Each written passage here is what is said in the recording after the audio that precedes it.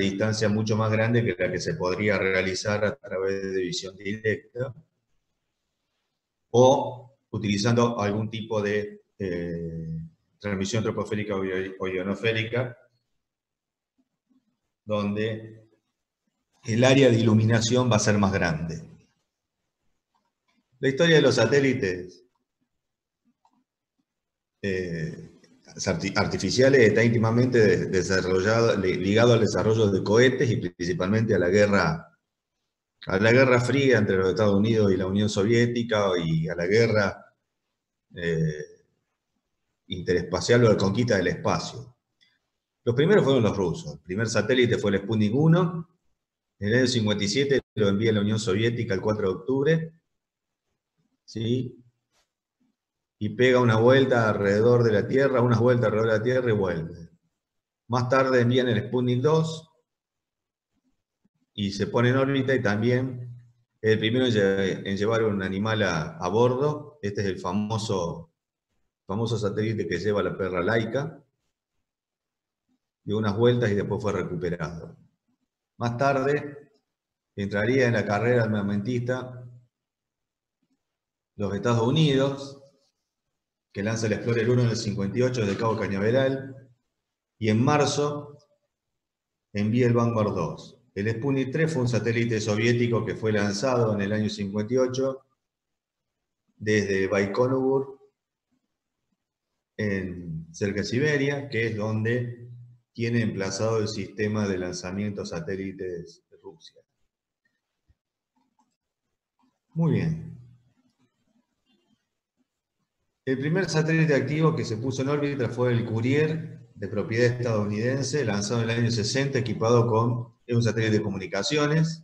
En el año 63, en Estados Unidos, se fundó la primera compañía dedicada a telecomunicaciones por satélite, que es COMSAT. COMSAT es una de las empresas más grandes, junto con SatLink, y que se utilizan para la transmisión de datos vía satélite. Fue la primera y era más grande de las empresas satelitales que existen en el mundo. De hecho, COMSAT tiene como soporte oficial, soporte técnico oficial en Argentina, especialmente en Córdoba y en la zona Córdoba-San Luis, a una empresa de acá que hace todo lo que es comunicaciones, radioenlace, y es también un integrador de cableado estructurado y arma redes y configura equipos Cisco, etcétera, etcétera, que es COMSIS. En agosto del 64 se formó el Consorcio Internacional Intelsat, ¿sí? Y en la década de los años 70 se crearon los sofisticados prototipos de vehículos espaciales que, bueno, fueron uno de los vehículos espaciales fue el que se usó en la Luna, etcétera, etcétera. Argentina, en la década del 70, tuvo participación en Intelsat, y los primeros satélites de comunicaciones que Argentina tenía para la comunicación eran del consorcio Intelsat. Pero no habían sido largados por la propia Argentina, sino que habían sido armados internacionalmente, y son los primeros satélites, el 1, el 2 y el 3 fueron los primeros satélites con los que Argentina transmitía sus comunicaciones. ¿Qué es un satélite? Bueno, un satélite de comunicaciones es esencialmente una estación que transmite microondas, ubicada en el espacio, y que se usa como enlace entre dos o más receptores transmisores terrestres ubicados en las estaciones base. Las estaciones base son las estaciones que están en la Tierra. ¿Qué hace el satélite? El satélite recibe una señal en una banda de frecuencia, ¿sí? Desde la Tierra. La estación base envía una señal en un canal de subida o canal de uplink. El satélite la recibe, la filtra, la ecualiza y la retransmite en otra frecuencia para que no haya interferencia sobre un canal que se denomina canal de downlink o de bajada, que las estaciones están escuchando. Entonces, el cambio de frecuencia lo realiza un dispositivo transceptor. ¿Qué es un transceptor? Un transceptor es un dispositivo de comunicaciones que recibe una señal y la cambia cambia las propiedades de la señal. O la modifica la frecuencia, o la modifica la amplitud. Eso es un transceptor. ¿Sí? Un transceptor o transceiver se escribe, transceiver en inglés, y el transponder es justamente eso. Los satélites tienen varios transponders, 10, 12, hasta 18 de estos, y cada uno de estos transponders tiene un juego de frecuencias diferentes dependiendo del sistema de acceso al satélite.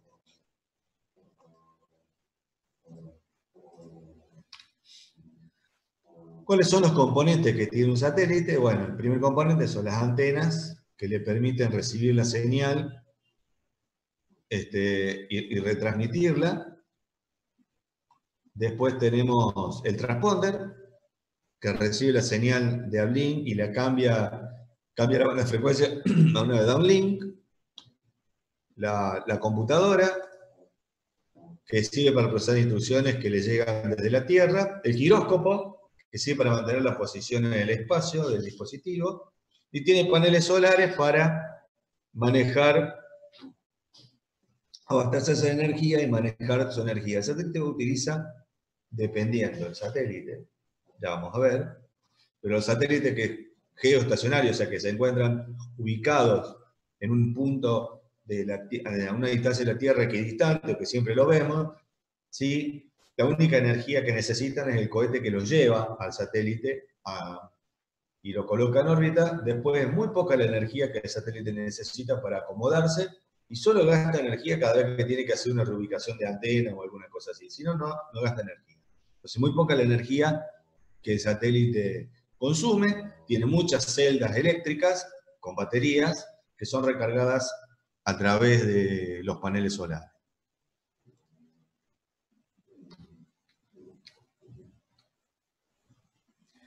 ¿Cuáles son los componentes de un sistema satelital? Bueno, los sistemas satelitales consisten en uno o más satélites, una estación terrena maestra, que es la que comanda el satélite. En algunos casos, aparte de comandar el satélite, tiene alguna otra función.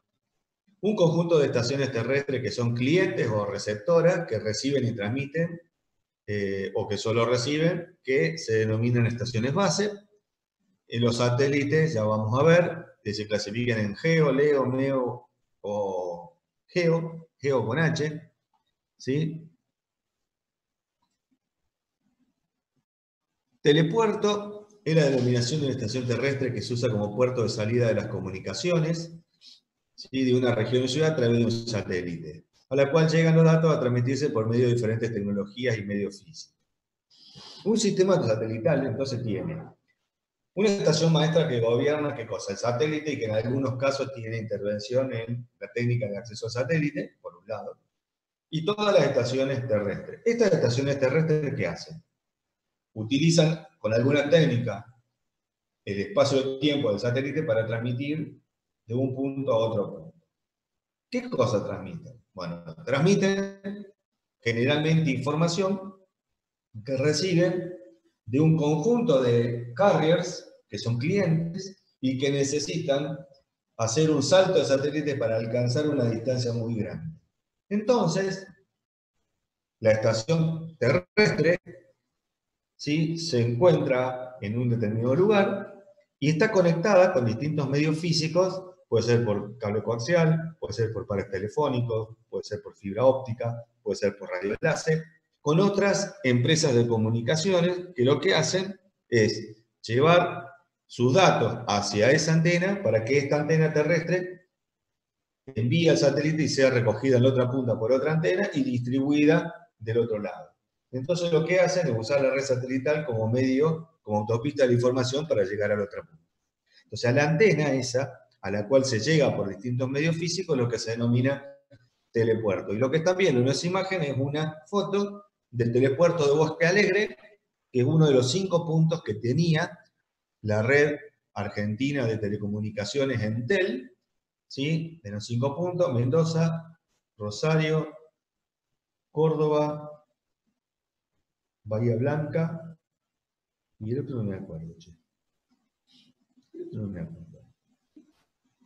Debe haber estado en el norte en algún lado. Bueno, eran 5 puntos que tenía la red Entel, que significa Empresa Nacional de Telecomunicaciones, antes de que el año 90 fuera privatizado y entraran Telefónica y Telecom y se hicieran cargo algunos de los puntos de este telepuerto. Telecom es el encargado del telepuerto de Bosque Alegre. Entonces todas las transmisiones de Córdoba y de la zona iban hacia Bosque Alegre, de la región iban hacia Bosque Alegre, y desde ahí se hacía el salto satélite. ¿Quién tiene la concesión de este sistema? Algunos tienen Telecom y otros tienen Telefónica, pero ustedes, cuando tengan un salto satélite en nuestro país, van a ver que dice Satlink Comar. Bueno, esa es la empresa de enlaces satelitales que maneja los telepuertos de Argentina. Hoy, cada una de nuestras empresas tiene su propio telepuerto. Por ejemplo, DirecTV tiene como telepuerto de la región argentina y uruguaya la antena de transmisión de Canal 13 de Buenos Aires, que es el telepuerto de DirecTV de la zona de Argentina. Claro, tiene sus propias antenas satelitales con sus propios sistemas de transmisión satelital. Algunos lo tienen aquí en Córdoba, otros lo tienen en Buenos Aires, para la transmisión de comunicaciones satelitales, ¿sí? Entonces, de esa forma, tiene su propio satélite. Telnet tiene su propio satélite, de la misma manera que DirecTV tiene su propio satélite que está ubicado en la zona del Caribe y que ilumina nuestro país. Entonces, como verán, hay muchas empresas hoy ya que tienen su propio sistema de transmisión satelital. Bueno, básicamente un telepuerto es un puerto de transmisión de telecomunicaciones que utiliza una antena satelital para permitir que otras empresas utilicen el ancho banda del satélite para poder transmitir una señal de una punta a la otra punta de la red. Una red de comunicaciones es un conjunto de equipos de comunicaciones cuyo objetivo es el de compartir recursos. Una red satelital. ¿Qué recurso comparte? ¿Qué se le ocurre? ¿Cuál sería el recurso que comparte una red satélite?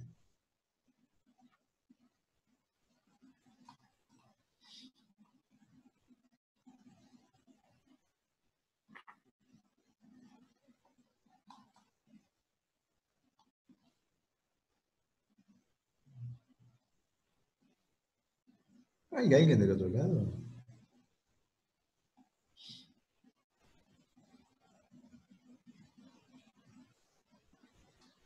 ¿A nadie se le ocurre nada?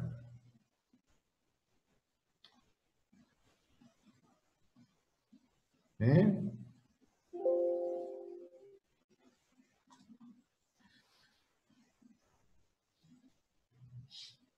Una red satelital tiene el recurso que comparte el satélite.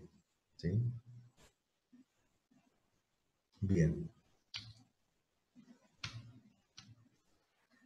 Tipos de enlaces satelitales que podemos tener. Los enlaces pueden ser punto a punto, o sea, dos antenas, una antena origen y una destino. O los enlaces pueden ser multipunto o de difusión, donde una antena le envía la señal a varias antenas receptoras, como el caso de DirecTV, donde nuestros dispositivos de DirecTV, antenitas que se tienen, son receptores, transmisores, que entonces el telepuerto principal emite toda la programación y nuestras antenas reciben esta programación. Tipos de iluminación de satélite. Los satélites pueden iluminar puntualmente, hacer iluminación puntual, que es un haz lineal que ilumina una pequeña región, ¿sí? Una zona del planeta, o puede llamar también denominado iluminación en spot, ¿sí? Y si no, puede ser de iluminación global, donde intenta iluminar parte de la cara de la Tierra, ¿sí? Una región muy grande, y envía la señal a todas las antenas que estén en este sector.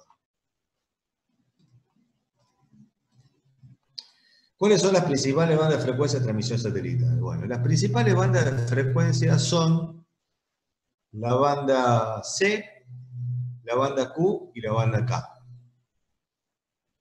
La banda C trabaja en los enlaces de 3 y pico a 4, 3,7 a 4 GHz, de enlace ascendente, descendente 6. Cada transporte tiene un ancho de banda de 500 MHz. La banda Q tiene 11 GHz de subida y 14 GHz de enlace ascendente. En realidad no tienen, trabajan entre 10,2 y 11,7, y esto trabaja en 3,6, 14,2, ¿sí? Y la banda K que trabaja cerca de los 20 GHz y los 30 GHz, ¿sí? 17,9 a 21 y 30 a 31,7, algo así. Con distintos tipos de ancho de banda. Después tengo, ¿sí?, la banda L, la banda S y la banda C. La banda L, ¿sí?, y la banda C son utilizadas para geoposicionamiento, y la banda S es la banda militar. Fíjense cuáles son las bandas que están saturadas, ¿sí? La banda K, la banda Q está, perdón, la banda C está muy saturada. Fue una de las primeras bandas de frecuencias que fueron asignadas para la transmisión satelital. Entonces, cada uno de estos rangos de frecuencia están definidos para la transmisión del satélite, y están definidos los canales de subida y los canales de bajada. Ahora, ¿cómo los podemos clasificar a los satélites? Bueno, a los satélites los vamos a clasificar de acuerdo a la órbita. Los principales son los de órbita terrestre geosíncrona, también llamados geoestacionarios, que son los que están ubicados en un punto sobre el ecuador terrestre a 35.848 kilómetros de distancia y se mueven a una velocidad de 1.170 kilómetros por hora. Pero están puestos en un punto en el cual las fuerzas de atracción y de repulsión de la Tierra no lo afectan y por lo tanto son iguales. La de atracción y la de repulsión son exactamente iguales, se anulan mutuamente, entonces queda fijo en una punta y gira con la Tierra. Y dan vuelta a las 24 horas, entonces el satélite queda acomodado en una posición en la que las fuerzas son neutras y el tipo se mueve con la rotación de la Tierra, entonces siempre está visible. Los satélites en el espacio tienen que estar ubicados, cuando uno envía varios satélites, tienen que estar ubicados a una distancia de 4 grados uno del otro para evitar la interferencia. Entonces existe un plano de satélites geoestacionarios que se encuentran definidos a través del consorcio Intelsat.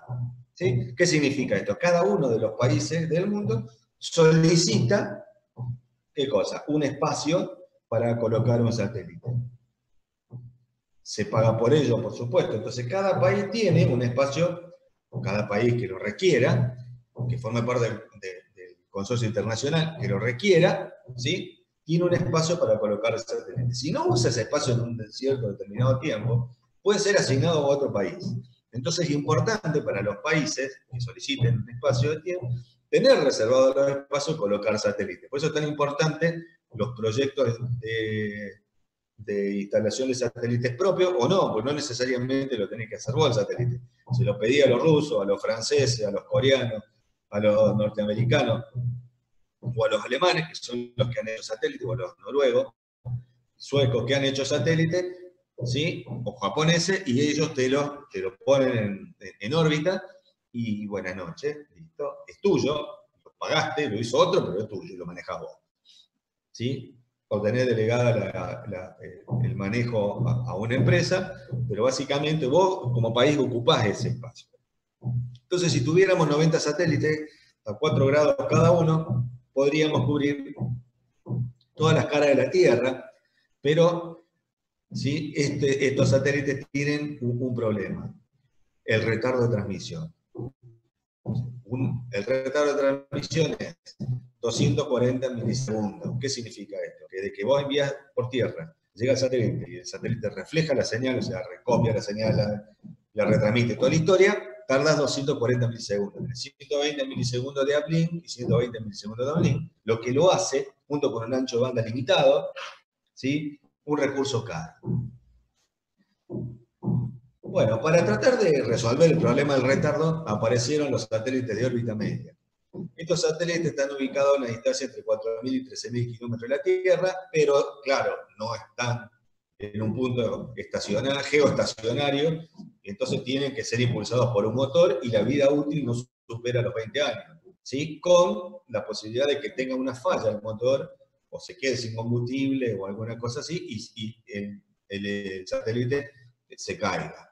Los satélites geoestacionarios tienen una vida útil de 50 años, cercano a esa vida útil se produce el descenso controlado, tienen combustible líquido, en realidad usan combustible sólido, por el cual el satélite se inicia su descenso, entra a la atmósfera de la Tierra a una determinada altura, lanza un paracaídas y caen principalmente al mar y son recogidos por algún barco.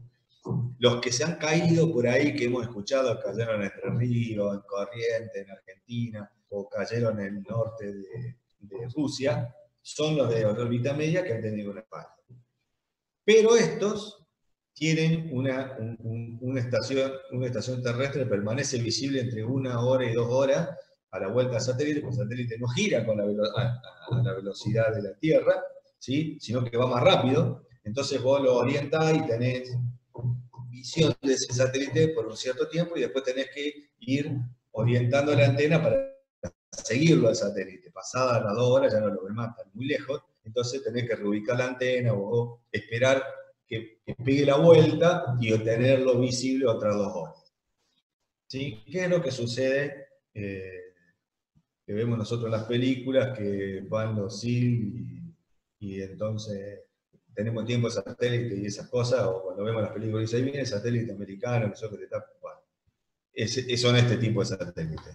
Pero esto tiene un tiempo de transmisión total, que no es de 240 milisegundos, sino de 70 milisegundos. Y últimamente se lo utilizan para posicionamiento, ¿sí? Para geoposicionamiento, ¿sí? O vigilancia. Después aparecen los satélites de órbita baja, los denominados LEO, que están ubicados a una distancia entre 400 y 2.500 kilómetros de la Tierra, que tiene un ancho de banda más rápido, más grande, digo, una latencia de unos 10 milisegundos, y son utilizados principalmente para la transmisión de datos, con una vida útil similar a la vida útil de los MEO. Lo que últimamente, los últimos 15 años se están utilizando son los denominados plataformas de gran altitud y resistencia, GEI. Son básicamente drones, alimentados por energía solar, o más ligero que el aire, en realidad son alimentados por energía solar, que se sostienen inmóviles sobre un punto de la superficie a unos 21 kilómetros de la Tierra, están a 21.000 metros, y su principal aplicación es investigación o militar. ¿Sí? Con esto vos los podés manejar, los ponés en un punto, utilizan energía solar, prácticamente no consumen nada, y están estacionarios un cierto tiempo. El tiempo de vida es mucho menor a los 20 años, y esto lo puede bajar y subir. ¿Sí? Son mucho más económicos y no son para transmisiones, no son satélites de comunicación. Los principales satélites de comunicaciones son los geoestacionarios. Estos serían los distintos tipos de satélites de acuerdo a su órbita. ¿Cuáles son los principales usos de estos satélites? Transmisión de telecomunicaciones, radio y televisión, meteorología, navegación, ¿sí? Navegación, GPS, a eso nos referimos, satélites militares y espías, observación de la Tierra, que son los que nos permiten determinar tsunami, determinar sismos y esas cosas, junto con sensores que hay en el océano y en las distintas regiones donde las placas tectónicas tienen movimiento, y satélites científicos y de propósitos experimentales. ¿Sí? Dicen las malas lenguas que hay satélites que están armados y que están apuntando a lugares estratégicos de ciertas naciones, que lo hemos visto en 1.000 millones de películas, pero en realidad no hay prueba fehaciente de ello. ¿Sí? Están dentro de la utilización de satélites militares. Técnica de acceso al satélite. ¿Sí? ¿Cómo hacen los sistemas de transmisión para administrar el acceso a los satélites y la compartición del satélite con las distintas estaciones terrestres que hay. Una de las técnicas es el acceso múltiple por división de frecuencia, que es una metodología simple y muy probada, pero que tiene como desventaja falta de flexibilidad en caso de reconfiguración y menos rendimiento cuando hay un gran número de accesos debido a que los productos de intermodulación de los amplificadores. ¿Qué es esto? Cuando conmutan de una frecuencia a otra generan ruido.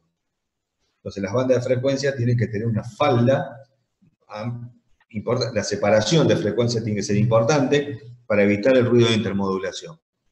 Aparte de que los dispositivos de conmutación electrónicos tienen que ser lo suficientemente protegidos para evitar el ruido de intermodulación. Hay tres formas de acceso múltiple por FDMA. Uno es este, tenemos un multiplexor en la antena de transmisión, ¿sí? Todos los usuarios llegan con un determinado canal de transmisión, el multiplexor los envía modulado en frecuencia a la antena satelital, al satélite, perdón. ¿Sí? Entonces, ¿qué hacemos? Llegan por distintas maneras y se utiliza FDM a través de canales, FDM puro.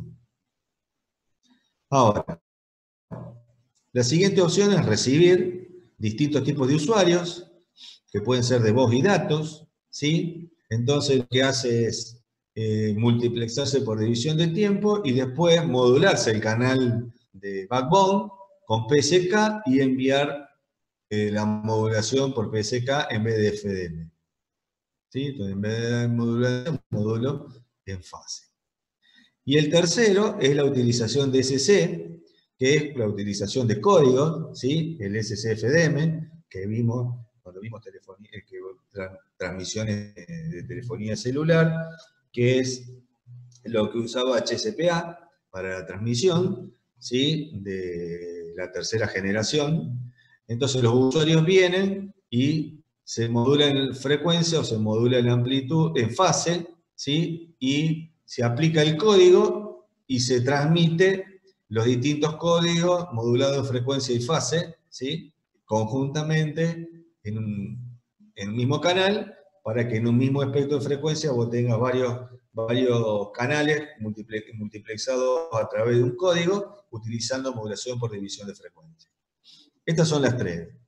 FDMA puro, TDM con FDMA, pero primero modulado por fase, y después FDMA usando SSPC, que era la modulación por división de código. Estas son los tres sistemas de acceso al satélite que tenemos, hoy vigentes, donde este último es el más utilizado. Un ejemplo de esto es el sistema de transmisión denominado sondeo y selección. ¿Sí? El sistema de sondeo y selección se compone de dos tipos de estaciones, una estación que se denomina primaria y las otras que son las estaciones secundarias. Esa es la estación primaria. La estación primaria, aparte de funcionar como estación maestra, o sea, gobernar el satélite, configurarlo, mantenerlo, monitorearlo, manejarlo, administra el acceso de las estaciones secundarias a cada una de ellas. ¿Qué utiliza cada una de las estaciones? Estas estaciones utilizan FDMA. ¿Cómo se aplica esto? El satélite tiene varios transponders, ¿sí? Entre cada uno de los transponders tiene una frecuencia determinada dividida en subcanales. Entonces, lo que va a hacer la estación primaria es hacer un sondeo a través del satélite, preguntándole a cada una de las estaciones secundarias si tienen algo para transmitir. Estas estaciones secundarias responden al POL, que es el POL. El POL es este sondeo, y la estación primaria elige quién puede transmitir en un momento determinado a través de lo que se denomina SELECT. Por eso este sistema es un sistema también denominado POL SELECT, ¿sí? Entonces, utilizando algún criterio de selección, le permite a cada estación de trabajo transmitir, y cada cierto tiempo hay una CK para definir si la transmisión ha sido correcta. Debido a que hay mucho tráfico de control, sondeo, respuesta, selección, respuesta, transmisión, tenemos un retardo muy grande, porque vos cada vez, la estación primaria hace un sondeo, tarda 240 milisegundos en preguntar. La respuesta al sondeo tarda otros 240 milisegundos, ya tengo 480 milisegundos. Cuando la estación primaria le dice, bueno, transmitimos son 240 milisegundos, o sea, ya estamos en 700, después recién viene la transmisión. Entonces, es el retardo muy grande. Entonces, para disminuir el retardo, lo que se ha hecho es una modificación del sistema de sondeo y selección para que el sondeo y la selección haga directamente el satélite, con lo cual vos evitas 120 milisegundos de transmisión en cada secuencia, porque la transmisión no tiene que bajar a la estación primaria, sino que es el satélite quien lo maneja. Con lo cual, reducir los tiempos de retardo a la mitad y el sistema se hace medianamente accesible, ¿sí? Y medianamente aceptable. ¿Por qué? Porque los tiempos de retardo lo hacen muy costoso, porque la relación costo-beneficio entre ancho de banda y retardo es muy baja, debido a que el ancho de banda no es muy grande y el retardo sí es muy grande, entonces es muy costoso porque vos pagás por tiempo de transmisión o por canal que vos tenés. Entonces FDMA es uno de los sistemas más utilizados, es el más sencillo de implementar, tiene algunos temas con el ruido, y este sistema de sondeo y selección es uno de los primeros sistemas que se ha utilizado. La siguiente forma de transmisión es la aplicación de TDMA, ¿sí? O sea, acceso múltiple por división de tiempo. Las estaciones tienen un time slot en el que pueden transmitir. Cada una de estas tiene un time slot donde utilizan todas las frecuencias del canal, ¿sí? Por un cierto tiempo, y el time slot se divide por la cantidad de estaciones que hay o las prioridades que tienen estas, porque algunas pueden tener mayor prioridad. ¿Eso qué significa? Que tienen más ranuras de tiempo, ¿sí? Y en función de la cantidad de estaciones, el tamaño de la ranura de tiempo, o sea, cuánto tiempo va a utilizar el ancho de banda total del transponder. Recuerden que esto es por transponder. Ventaja, no le afecta la intermodulación porque no hay cambio de frecuencia. El rendimiento sigue siendo alto para un número de acceso determinado. Todas las estaciones transmiten y reciben la misma frecuencia, con lo cual hay reutilización de frecuencia, pero tiene como desventaja la necesidad de sincronización que hace que el sistema sea más complejo. O sea, montar este sistema es más complejo que usar el FDM, pero tengo más ancho banda para la transmisión, ¿sí? Y es menos sensible al ruido. Pero es más caro. Ejemplo de TDMA. Los sistemas de TDMA se denominan sistemas primarios y secundarios sin sondeo, donde hay una estación principal, una estación maestra, denominada hub station, o estación concentradora, y varias estaciones secundarias. ¿Qué hace la estación concentradora? Aparte de ser la estación maestra que maneja el satélite, ¿sí? Administra las ranuras de tiempo para el acceso al satélite según sean necesarias. Cada estación de trabajo terrestre, cada estación terrestre le avisa a la hub station las ranuras necesarias y esta divide los tiempos en las ranuras que son necesarias para cada una de las estaciones, y si alguna de estas estaciones tiene algún sistema de prioridad respecto de otras, van a tener más ranuras de tiempo, más time slot asignado. Y de esta forma funciona el sistema de transmisión, donde lo único que hace el hub station es armar las ranuras, y después cada una de estas estaciones utiliza la ranura que le corresponde. Esto significa una sincronización entre la hub station y la ranura de tiempo asignada para la transmisión del satélite. Vamos a desconectar y volvamos a conectar porque ya se nos acaba.